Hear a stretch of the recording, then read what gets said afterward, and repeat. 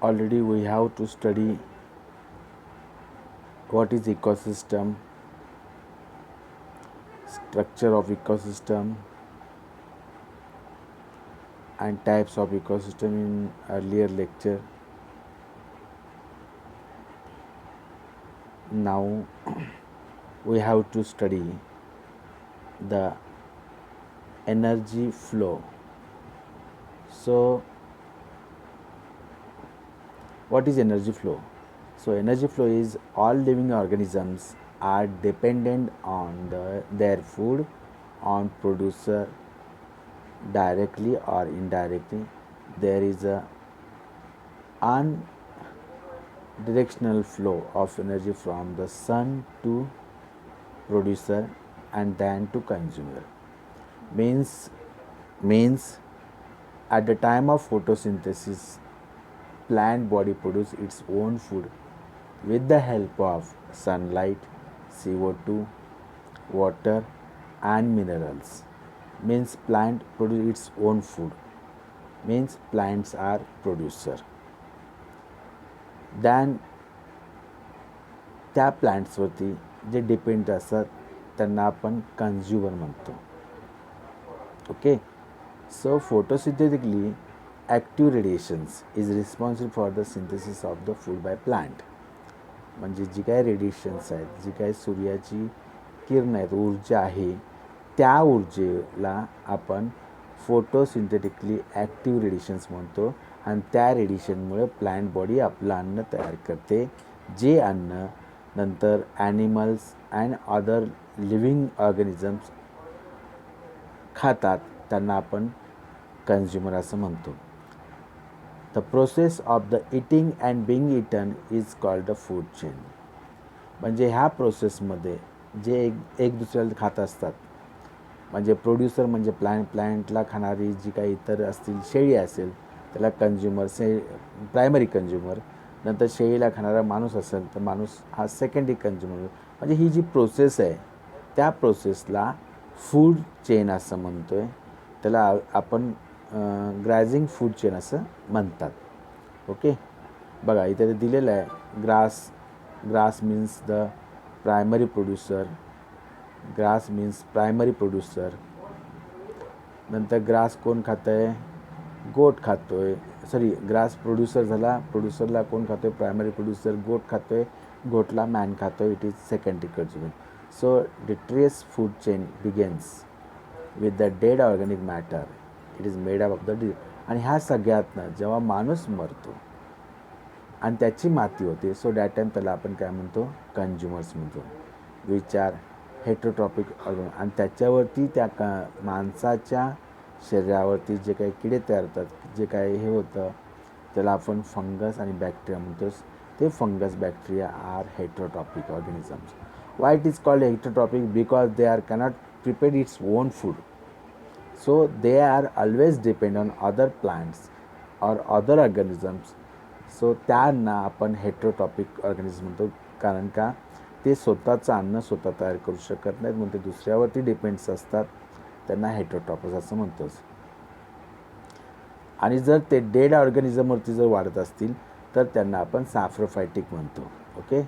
So decomposers secrete the digestive enzymes that break down the dead and waste material into simple organic material, which is subsequently absorbed by the material introduction to food chain. Okay. म्हणजे dead organism. आता ते एक example तुम्हाला दिले बघा. उदाहरणार्थ consumer म्हणजे कोण आहे? फर्स्ट ट्रॉपिकल लेवल, ज्याच्यामध्ये फायटोप्लॅन्क्टन्स आहेत, ग्रासेस आहेत, ट्री आहे. फायटोप्लॅन्क्टन्स म्हणजे पाण्यात वाढणारे किडे असतील, ग्रासेस, ट्रीज, हे स्वतःचं अन्न स्वतः तयार करतात. ओके. आता त्यांना आपण प्रोड्युसर्स म्हणतात. प्रोड्युसर नंतर प्रायमरी कन्झ्युमर्स.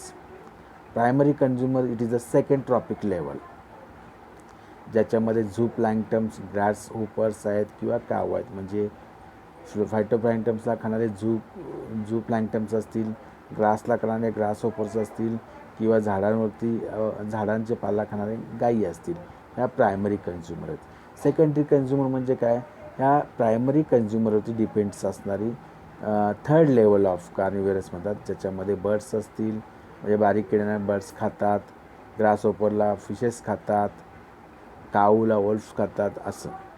आणि त्याच्यानंतर शेवटी टर्स्ट्री कंझ्युमर्स म्हणजे टर्स्ट्री कंझ्युमर्स ज्याच्यामध्ये तुम्हाला त्याला 4th ट्रॉपिकल लेवल म्हणतो आहे, ज्याला मॅन किंवा लायन्स खातात असे, यांना आपण थर्स्ट्री म्हणतो. Okay, means each tropical level has certain mass of living organisms at particular time is called a standing crop. म्हणजे प्रत्येक ट्रॉपिकल लेवल काही वेळासाठी असते, त्याच्यात ते मटेरियल तयार होतं, त्या मटेरियल दुसऱ्या एखाद्या डिमध्ये त्या टाईमला आपण स्टँडिंग क्रॉप म्हणतो. इट इज मेजर, आणि हे सगळं मेजर करायला बायोमास आपण म्हणतो. Means it is the measure as biomass of living organisms or number of unit area, म्हणजे पर्टिक्युलर एरियामध्ये किती आहे ते. So the number of tropical level in the grazing food chain is limited as the transfer of energy flow. 10% low, that is only 10% of the energy is transferred from each tropical level from the lower tropical level to higher tropical level. In G gross food chain, following tropics level are possible, means the producer, herbaceous, primary carnivorous, secondary carnivorous. Okay, म्हणजे जे आपण पहिलं बघितलं तेच.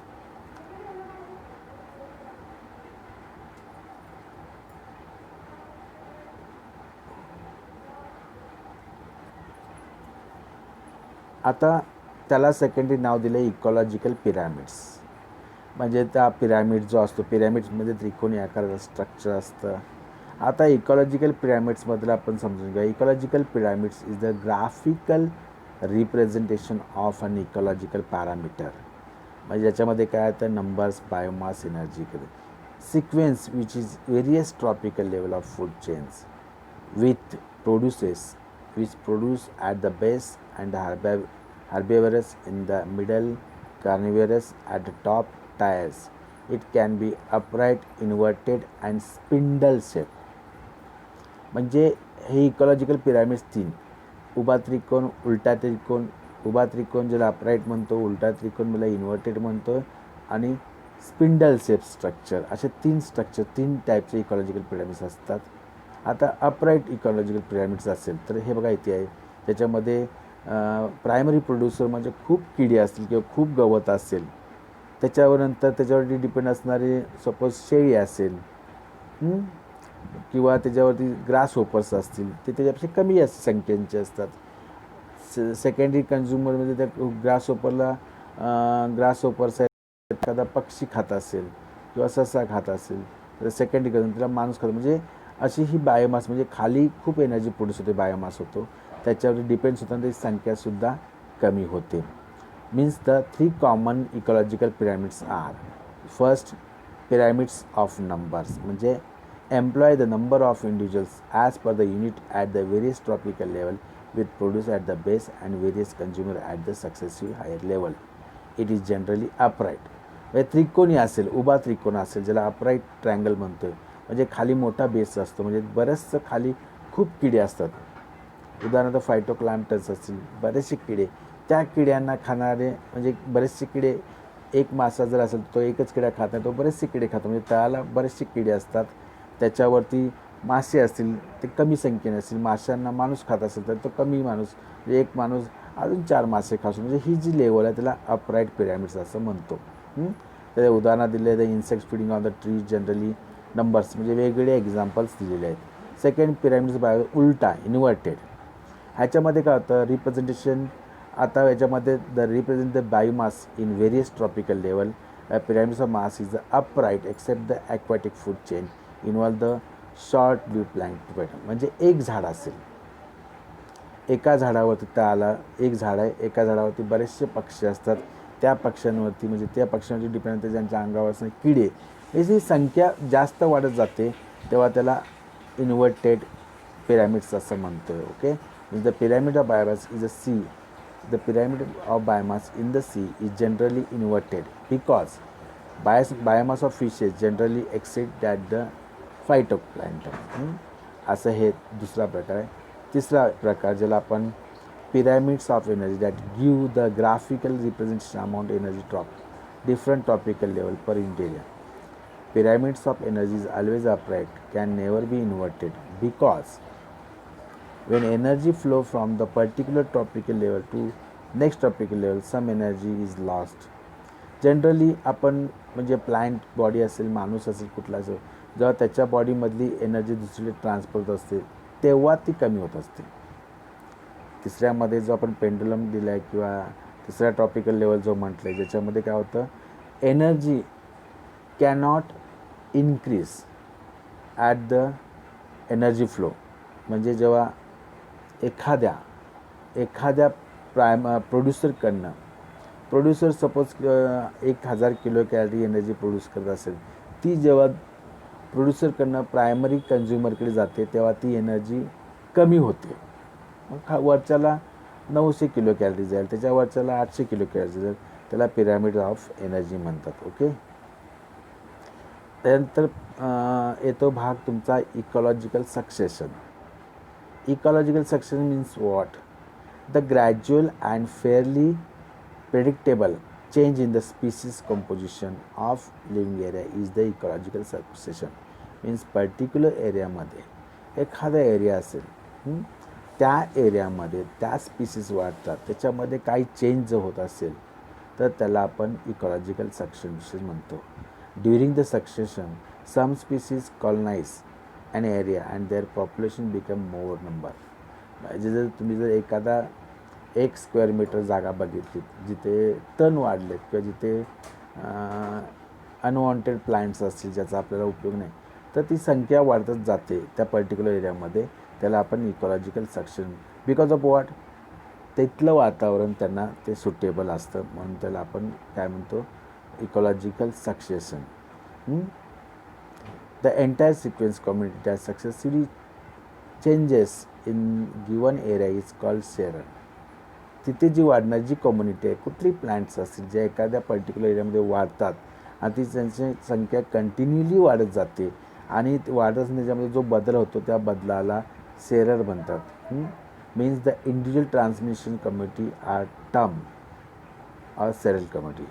त्यानंतर येतं ecological succession. आता ecological सक्सेशनमध्ये वातावरणातला चेंजेस होते आहे, त्याच्यामध्ये प्रायमरी सक्सेशन, सेकंडरी सक्सेशन होतं. प्रायमरी सक्सेशन म्हणजे काय? Primary succession start where no organism are there. For example, buried rocks called primary succession म्हणजे जिथे ऑर्गॅनिझम्स वाढत नाही आहेत. मग तो रिमोट एरिया असेल ज्याला आपण, किंवा दगड असेल किंवा वॉल्कॅनो म्हणजे जिथे बऱ्यापैकी काहीच वाढत नाही, दगडावरती काही प्लॅन्ट्स वाढत नाहीत, किंवा ज्याला आपण वॉल्कॅनो म्हणतो तिथे प्लॅन्ट्स वाढत नाहीत, अशा एरियाला प्रायमरी सक्सेशन म्हणतो. दुसरा म्हणजे जिथे काय वाढलेलं नाही आहे, जो रिमोट एरिया आहे अशाला प्रायमरी सक्सेशन म्हणतो. And secondary succession occurs in the area where the living organisms are produce. आणि सेकंडरी सक्सेशन म्हणजे काय, की जिथे पहिलं काहीच नव्हतं अशा ठिकाणी जेव्हा ते प्लांटची ग्रोथ होते तेव्हा त्याला, किंवा तिथे लिव्हिंग ऑर्गॅनिझम असतात तेव्हा त्याला आपण काय म्हणतो, सेकंडरी सक्सेशन्स म्हणतो. ओके. सो त्या बेसिसवर on the basis of nature of habitat, तिथल्या नेचरच्या हॅबिटेटवरती succession of plant can be group. 2 group येतात, हायड्रास, झिरॉइड आणि मेसोफाईट. म्हणजे हायड्रोफायटिक प्लांट्स, मेसोफायटिक प्लांट्स आणि झिरोफायटिक. आता हायड्रोफायटिक प्लांट्स मीन्स वॉट?